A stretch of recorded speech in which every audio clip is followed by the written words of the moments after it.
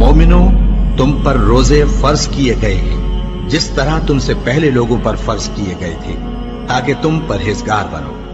रोजों के दिन गिनती के चंद रोज हैं, तो जो शख्स तुम में से बीमार हो या सफर में हो तो दूसरे दिनों में रोजों का शुमार पूरा कर ले। और जो लोग रोजा रखने की ताकत रखें लेकिन रखें नहीं, वो रोजे के बदले मोहताज को खाना खिला दें। और जो कोई अपनी मर्जी से ज्यादा नेकी करे तो उसके हक में ज्यादा अच्छा है।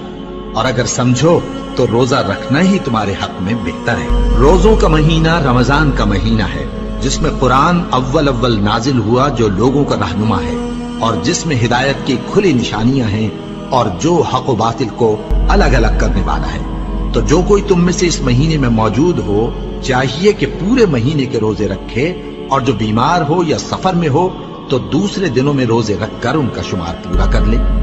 अल्लाह तुम्हारे हक में आसानी चाहता है और सख्ती नहीं चाहता।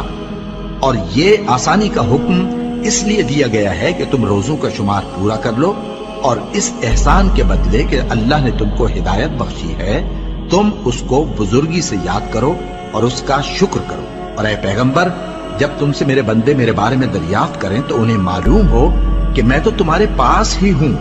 जब कोई पुकारने वाला मुझे पुकारता है तो मैं उसकी दुआ कबूल करता हूं। तो उनको चाहिए कि मेरे हुक्मों को माने और मुझ पर ईमान रखें, ताकि नेक रास्ता पाएं। रोजों की रातों में तुम्हारे लिए अपनी औरतों के पास जाना जायज कर दिया गया है। वो तुम्हारी पोशाक हैं और तुम उनकी पोशाक हो।